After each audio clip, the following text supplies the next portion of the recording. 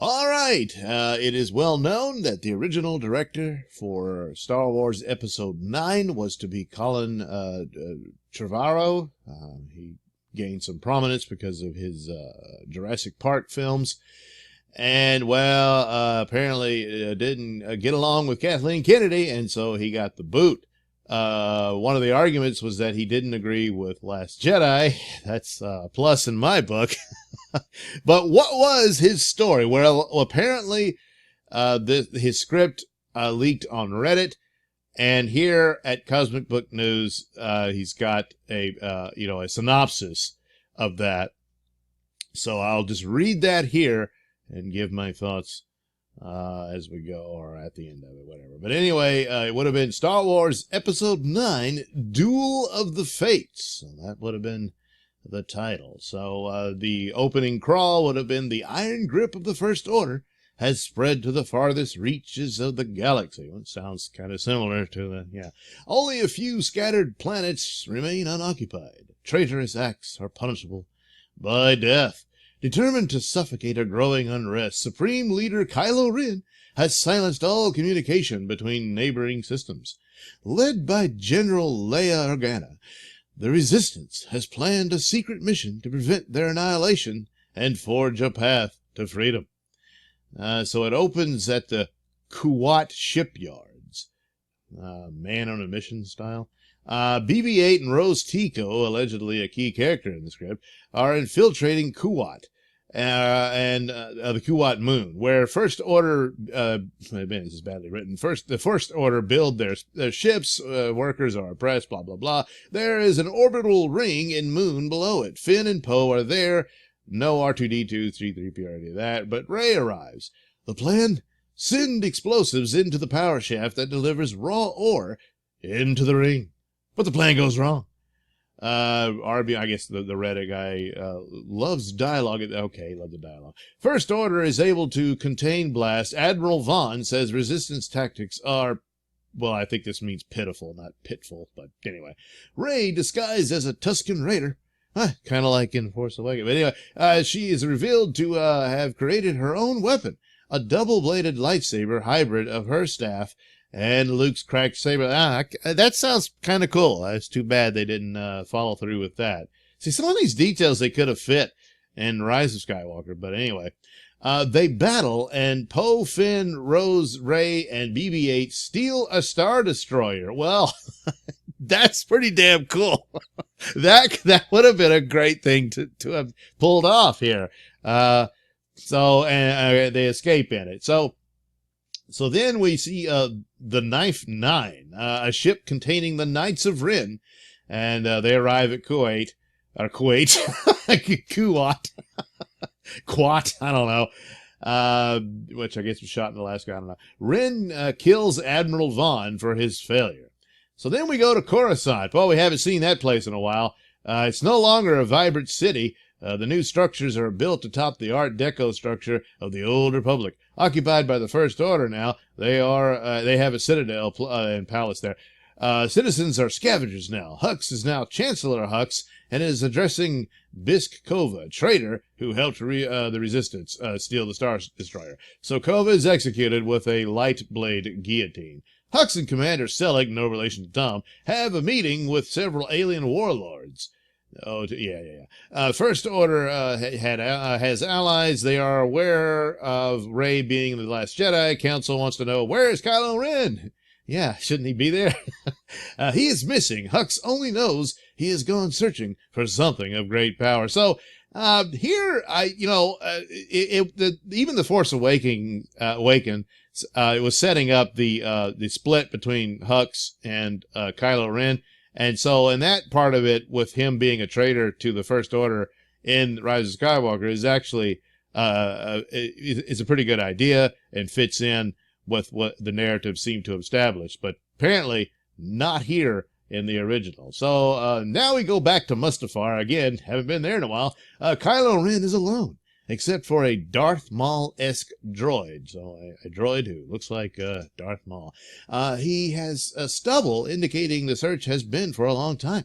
Ren is being haunted by Luke's Force Ghost. So right here, The rumors I'd heard that Colin Trevorrow was upset of Luke's death in Last Jedi, said he needed him alive for his script to work, but I guess that wasn't true. I don't know, because apparently if this is legit, then Luke is dead, but he's a Force ghost. So I don't know, make of that what you will. Maybe this is just BS and it's not the real script, but I don't know. But it is interesting of the idea of Luke haunting Kylo Ren again.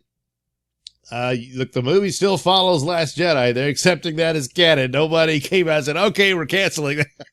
No, they weren't going to do that. So, you have to kind of follow through with it. So I think, yes, the idea of Luke haunting Ren, rather than just appearing for a brief cameo to give a pep talk to Rey, would have been a far better narrative for Luke and more for him to do, within the narrative of this film.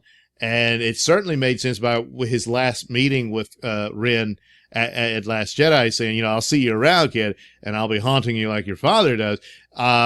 Plays right into this, and this is something Luke could do, where he seems to be haunting and taunting Ren, but he's actually trying to push him back to, the good side and all that. So there's some dialogue here. This is where the dark path leads, an empty tomb. Kylo retorts, where does your path lead? Yeah, you're dead, huh? Luke is trying to convince him to go back to Leia. Kylo, I'm going to be more powerful than any Jedi, even you. Boy, where have we heard that? Yeah, we know. In Vader's temple, Kylo finds a Sith holocron, which reveals a hologram of Palpatine. Here again, it's a recording left for Vader. Palpatine has a contingency for Vader if Luke kills him.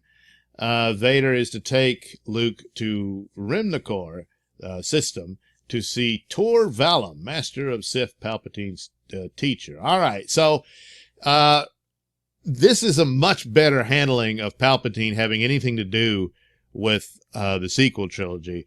And if this is the real script, damn it, it's right there. This is what you should have done.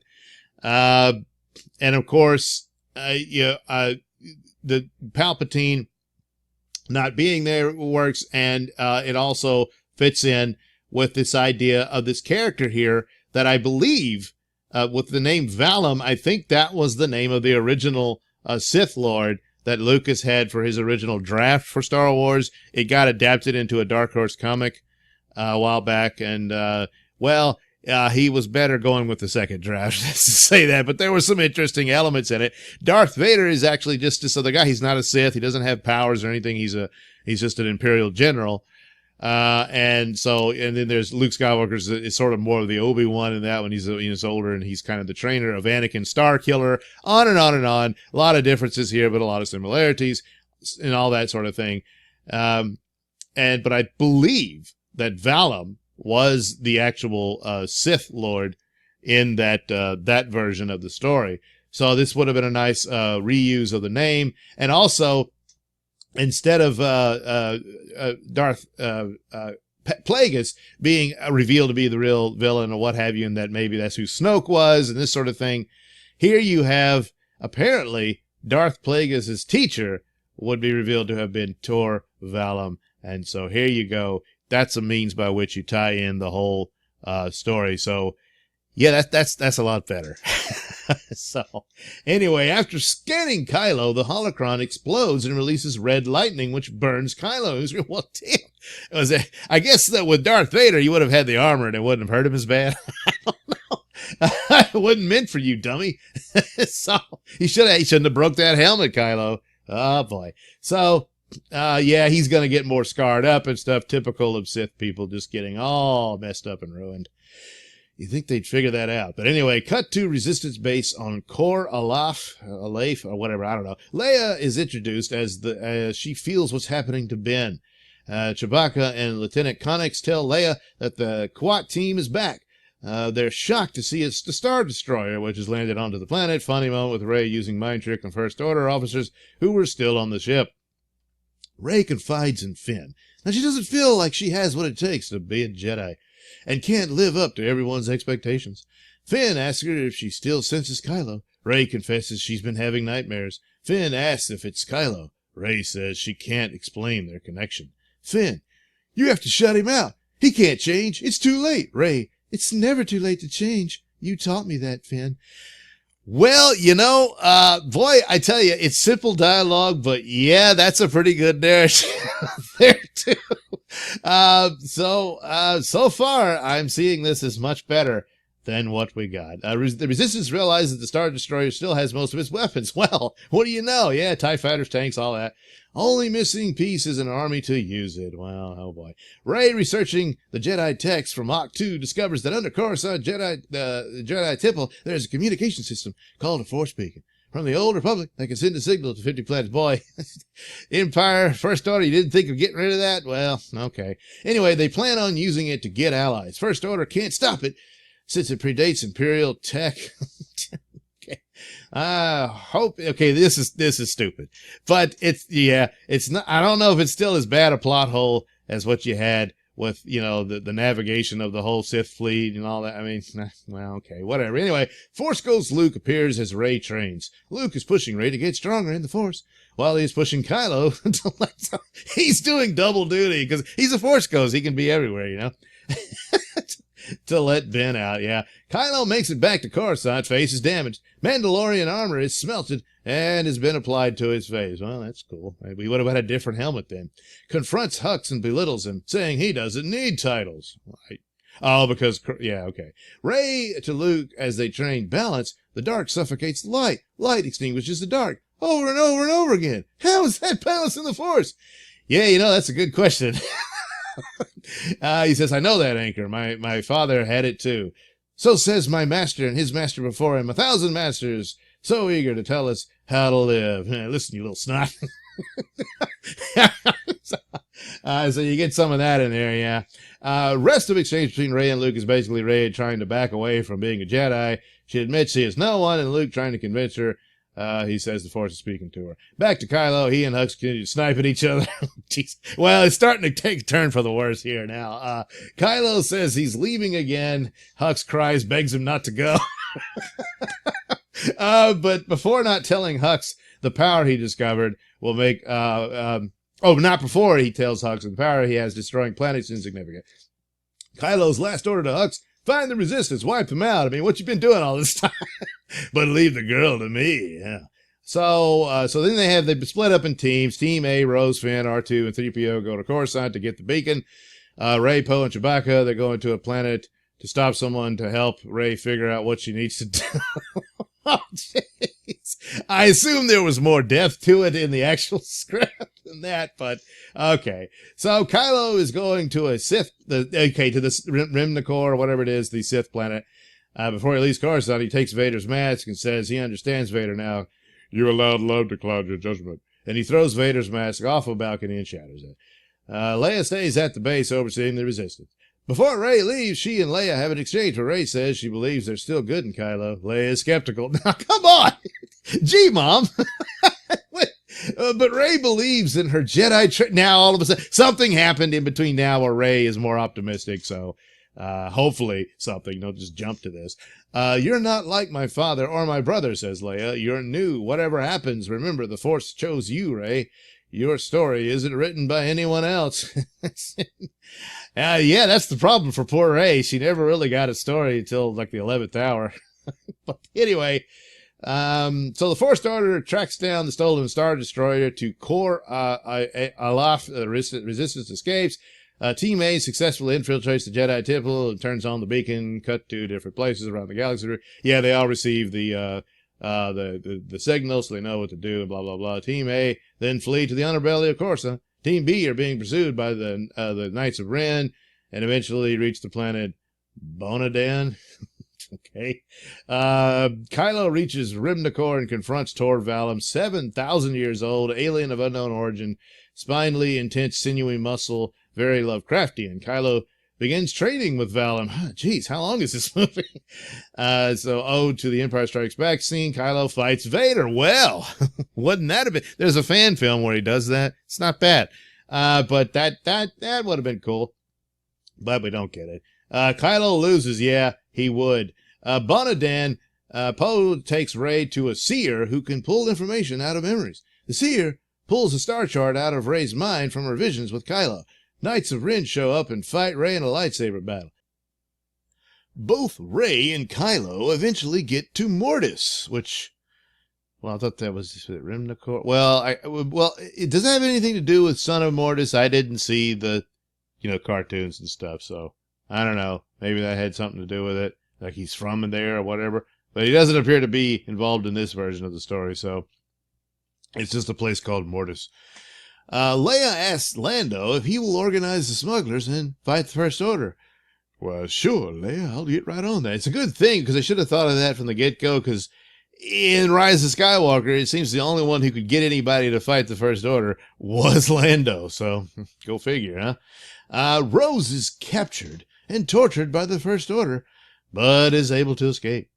Finn, R2, C-3PO start a citizens' uprising on Coruscant around the First Order's Citadel Palace. Leia brings her forces to Coruscant to battle the the First Order. Yeah, so they get a massive space battle, ground battle, Return of the Jedi style, all that stuff. Chewie flies an X-Wing. Okay. Rey and Kylo battle on Mortis using force energy that can pull from each other. I guess that means like their life force, kind of like what Palpatine does in Rise of Skywalker to the both of them, maybe. At some point, it's revealed Kylo killed Rey's parents at the behest of Snoke. Well,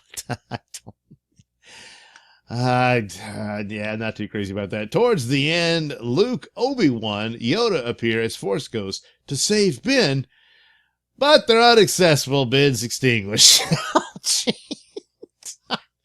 Oh, man, well, boy, that's too bad, huh? So that seems to be at the end. So just for housekeeping's sake, Resistance won. The First Order loses. And the one final detail was Han Solo appears in the script and does confront Kylo to some point. So probably very similar to what you did see in Rise of Skywalker. So a few points here that I think are better. The ending still kind of sucks, but it benefits from not using Palpatine the way he was used in the actual film that we saw, because that's a mistake all the way around. But him being in some, last will and testament of Palpatine, that's not bad. And then connecting with Vader and all that sort of stuff. Plus, Kylo fighting Vader.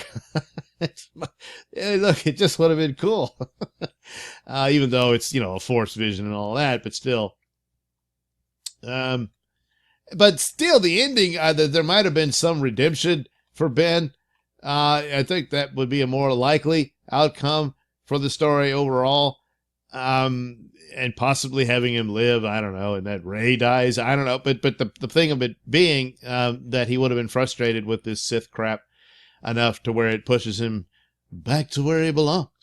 And I mean, you've got Luke, Obi-Wan, and Yoda, and they still can't get him, But another thing that's really missing here is where the hell is Anakin?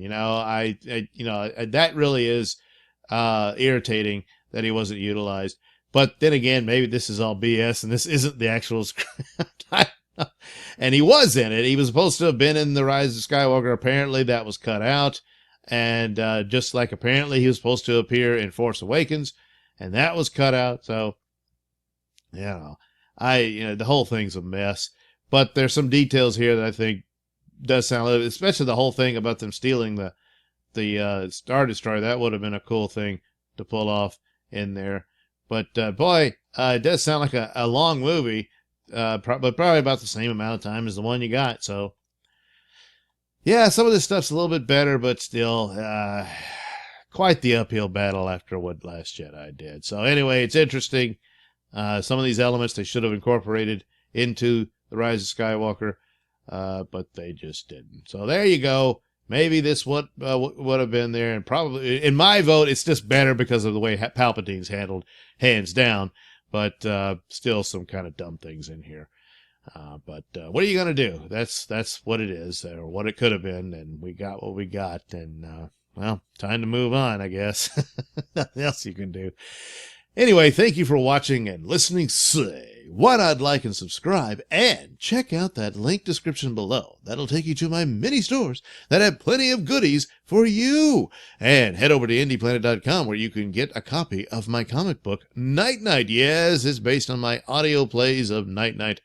And now you can see him in action in the brilliant color within the pages of the Night Knight comic book. So head over there and get yourself a copy of Night Knight today. Plus, you can listen to my podcast, Mr Nailsin Show, over at radiomisfits.com. New episodes every Saturday. And you can also watch my videos at BitChute. That's the Mr Nailsin channel at bitchute.com.